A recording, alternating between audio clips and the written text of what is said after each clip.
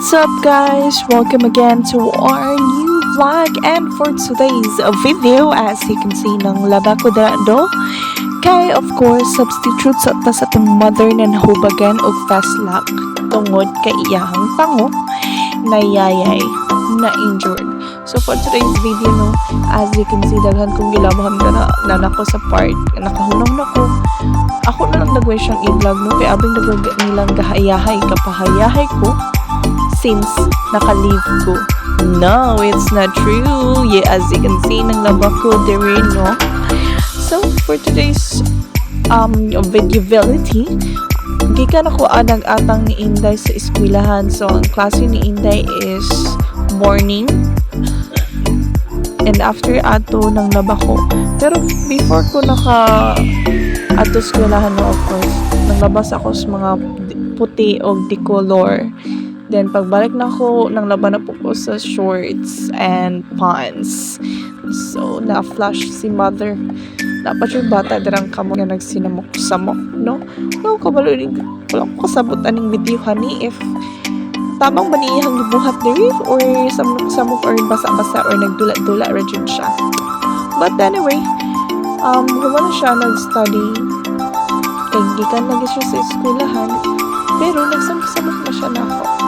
So, after nakupanghalay, nang labat ako nang labat pa jud ko o mga medyas, then, hinawak ang si Mama Yinda, no, shout out kay Mama Yin, nga gi-check niya, na may tubig si Glycel, nakapanglaba man din.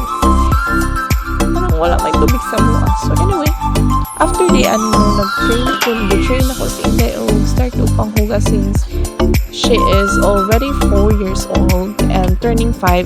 During ani nga time no, kami sa akong mga manghod, gi-train nami o panghugas o panghipos sa lamisa.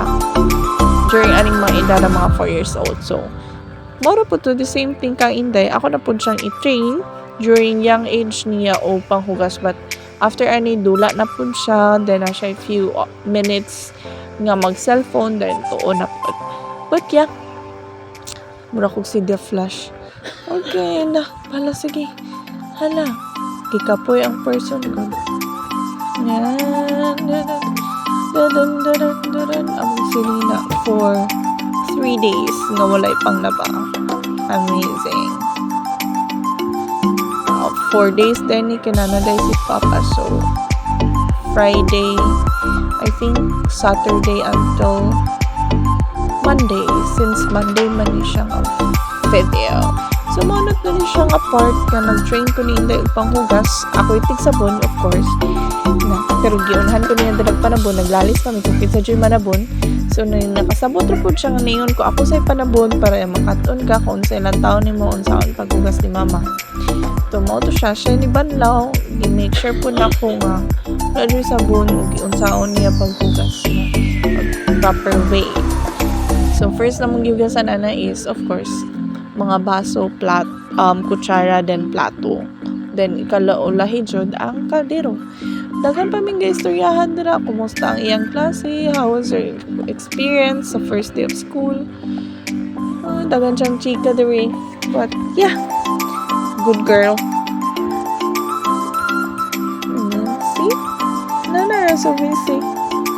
Pero amo ni siyang gitaro guys, nakita na ninyong time-lapse ni, pero amo ni siyang gitarong panghugas. Mga time nga ako na po nag-last touch sa mga platong, gi-make sure dyan ako nga wala po yung mga sobra-sobra o sabon-sabon. Siya itigbutang ko sa ibutang. Kabalo na siya ang sayang assignment. And of course, siya hugas sa tumbler sa iyang lolo. Sa mga tumbler, kabalo na siya. So, proud mom here. So, more to siya guys. Thanks for watching.